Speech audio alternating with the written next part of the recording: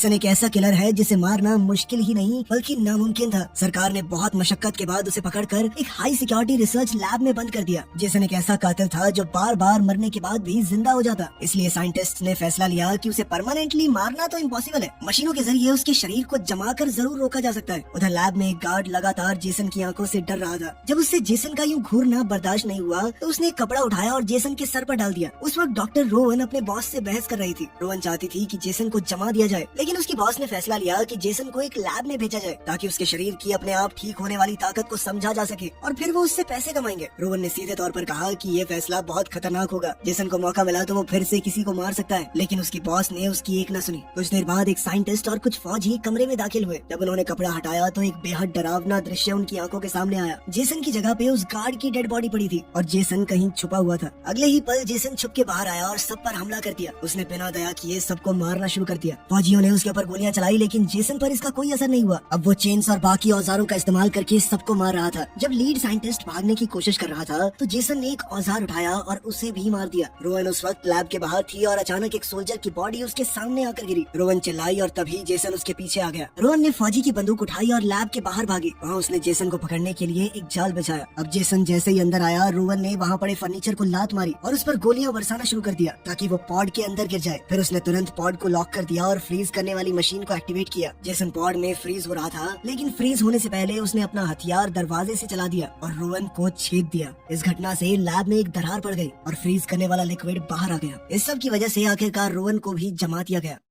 अब लगभग 400 साल बाद दुनिया काफी बदल चुकी थी। अब धरती पहले की तरह रहने लायक नहीं बची थी। अब पृथ्वी की हवा में जहर तैर रहा था, जिस वजह से लोगों ने एक नया घर बना लिया जिसका नाम रखा गया अर्थ 2। एक दिन डॉक्टर लोव अपनी टीम के कॉलेज स्टूडेंट्स के साथ पृथ्वी पर आया। वो सब के सब उस लैब के अंदर गए और फिर उसी चेम्बर में पहुंच गए जहाँ पर जेसन को जमा कर रखा गया था। उसे देखकर वो काफी हैरान हुए। उन्होंने रोवन को भी वहाँ जमा हुआ देखा, लेकिन उन्हें देखकर ऐसा नहीं लग रहा था कि वो मर चुके हैं। ऐसा लग रहा था मानो उन्हें हमेशा के लिए जिंदा रखने के लिए किसी ने उन्हें शांति से जमा कर रख दिया हो। टीम ने दोनों बॉडीज को अपनी स्पेसशिप पर रख दिया। जब वो जेसन को उठा रहे थे तब उसका हथियार गिर गया, जिस वजह से अजराइल का हाथ कट गया। लेकिन अब उनके पास एडवांस एंड्रॉइड KM-14 थी। उसने तुरंत अजराइल को एक इंजेक्शन दिया और उसके दर्द को कंट्रोल में किया। सब लोग तूफान के बीच स्पेसशिप तक पहुंच गए, जिसके बाद जहाज ने तुरंत ही टेक ऑफ कर लिया। अंतरिक्ष में पहुंचने के बाद अजराइल को एक हीलिंग मशीन में डाला गया, जहाँ उसके हाथ को नैनो टेक्नोलॉजी की मदद से दोबारा से अटैच कर दिया गया। रोवन और जेसन को अलग अलग लैब्स में रखा गया। उनके शरीर के स्कैन्स का रिजल्ट देखकर वो चौंक गए। जेसन का दिमाग इतना छोटा था, लेकिन फिर भी वो बहुत ज्यादा खतरनाक था। उधर रोवन के जख्म को भी नैनोटेक से ठीक कर दिया गया। दूसरी ओर एड्रियान जेसन के दिमाग के सैंपल लेने की कोशिश कर रही थी। पूरे तरीके से ठीक हो जाने के बाद रोवन जाग गई और उसने घबराहट में लोव को थप्पड़ मार दिया। लोव ने उसे पूरी बात समझाई कि वो लोग अब भविष्य में हैं। लोव ने रोवन और जेसन की डिटेल्स सोलारिस रिसर्च स्टेशन को भेजी, ये सोचकर कि हो सकता है उन्हें बचाने के लिए उसे कुछ पैसे मिल जाए। रोवन के केस में कोई इंटरेस्टेड नहीं था। आजकल लोग 400 साल पुराने एक इंसान को फिर से जिंदा कर सकते हैं, इतनी टेक्नोलॉजी आ चुकी थी। जेसन भविष्य में भी एक बहुत ही ज्यादा मशहूर किलर था, जिसके बाद लोव ने फैसला किया कि वो जेसन की मदद से पैसे कमाएगा। उधर लैब में एड्रियान ने जेसन का मास्क हटाया और उसका बेहद खराब चेहरा देखा। उसने तुरंत मास्क वापस डाल दिया और फिर से सैंपल स्टडी करने लगी, लेकिन उसके पीछे जेसन की बॉडी में थोड़ी थोड़ी हरकत होने लगी थी। दूसरी तरफ सोनारो अपनी एंड्रॉइड KM-14 को मॉडिफाई कर रहा था। वो उसकी छाती को एक असल जिंदगी वाली लुक देने की कोशिश कर रहा था, लेकिन इसमें कामयाब होना बेहद मुश्किल था। तभी जहाज पर अचानक से जेसन पूरी तरह जाग उठा। जब एड्रियान ने पीछे मुड़कर देखा तो जेसन वहाँ नहीं था। जेसन अचानक उसके पीछे आया, उसका चेहरा पकड़ा और उसे दूर फेंक दिया। एड्रियान ने ग्लास के पीछे से वेलेंट को बचाने के लिए आवाज लगाई, लेकिन कोई उसकी मदद नहीं कर सका। जेसन ने उसके बाल पकड़े और उसका चेहरा लिक्विड नाइट्रोजन में डालकर जमा दिया और फिर उसके सर को काउंटर पर मारकर छोटे छोटे टुकड़े कर दिए।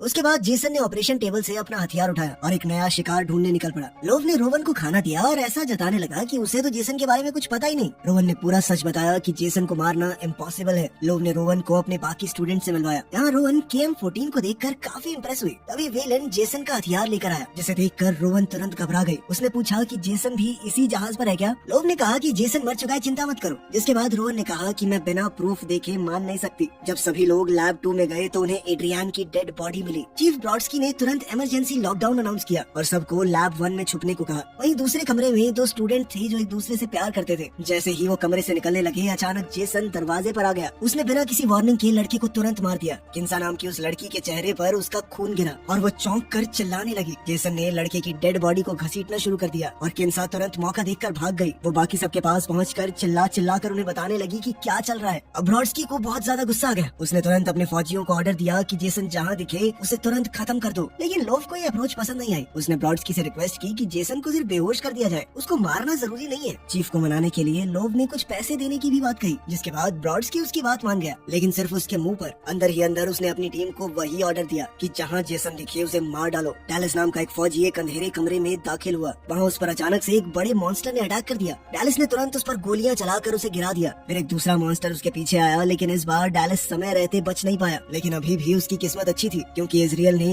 एक ही निशाने से उसे मार डाला। इसके बाद हमें पता चला कि ये दोनों एक वीडियो गेम में प्रैक्टिस कर रहे थे, इसलिए उन्होंने ब्रॉडस्की की इमरजेंसी अनाउंसमेंट सुनी ही नहीं। वो तीसरे मॉन्स्टर से लड़ने ही वाले थे कि तभी जेसन असल जिंदगी में वहाँ आ गया और उस मॉन्स्टर को पहले ही मार दिया। फिर जेसन ने इन दोनों पर अटैक किया। उसने अपना हथियार उठाया और डैलिस के सर को काट डाला। लेकिन डैलिस और इजराइल की बात सुन के जेसन कंफ्यूज हो गया, क्योंकि वो दोनों सर कटे होने के बावजूद भी बोल रहे थे। डैलिस ने कहा गेम ओवर और सिमुलेशन तुरंत बंद हो गई। तब उन्हें समझ आया कि ये असली जेसन है। जेसन ने इजराइल को पकड़ लिया और डैलिस ने तुरंत गोलियां चलाई ताकि जेसन उसे छोड़ दे। लेकिन गोलियों का तो जेसन के ऊपर कोई असर ही नहीं हुआ। इजराइल ने पीछे से जेसन के ऊपर छलांग लगाई, लेकिन जेसन ने उसे आसानी से पकड़ लिया और उसकी रीढ़ की हड्डी तोड़ दी, जिसके बाद इजराइल मर गया। फिर जेसन ने डैलिस का सर दीवार पे इतनी जोर से मारा कि उसका दिमाग फट गया। कुछ देर बाद दो फौजी कमरे में आए और इनकी बॉडीज देखी। उन्होंने तुरंत ब्रॉडस्की को रिपोर्ट किया और सब अब और ज्यादा टेंशन में आ गए। उसी वक्त इंजीनियर क्रच अपने हेडफोन्स पर म्यूजिक सुनते हुए अपना काम कर रहा था। उससे कुछ पता ही नहीं था। तभी क्रच ने शीशे में देखा कि जेसन उसके पीछे आ रहा था, लेकिन उसके कोई रिएक्शन देने से पहले ही ब्रॉडस्की और उसके फौजी वहाँ आ गए। उन्होंने चिल्लाकर क्रच को झुकने को कहा और जेसन के ऊपर ढेर सारी गोलियां दाग दी। पूरा कमरा तहस नहस हो गया, लेकिन जेसन फिर भी बच गया। जब धुआं छटा तो जेसन की बॉडी वहाँ से गायब थी। इसके बाद क्रच तुरंत लैब 1 में चला गया। फौजियों ने 2 टीमों में बंटकर जेसन को ढूंढने का प्लान बनाया। उन्हें लगा कि जेसन अब बहुत बुरे तरीके से घायल है, लेकिन ये उनकी सबसे बड़ी गलती थी। जेसन ने पहले एक फौजी को चुपके से पीछे से उठाकर उसकी गर्दन तोड़ दी। फिर एक और सोल्जर को अकेले पाकर उस पर अपने हथियार से हमला किया। दोनों के बीच लड़ाई हुई और फौजी ने कुछ मुक्के भी मारे, लेकिन जेसन ने उसे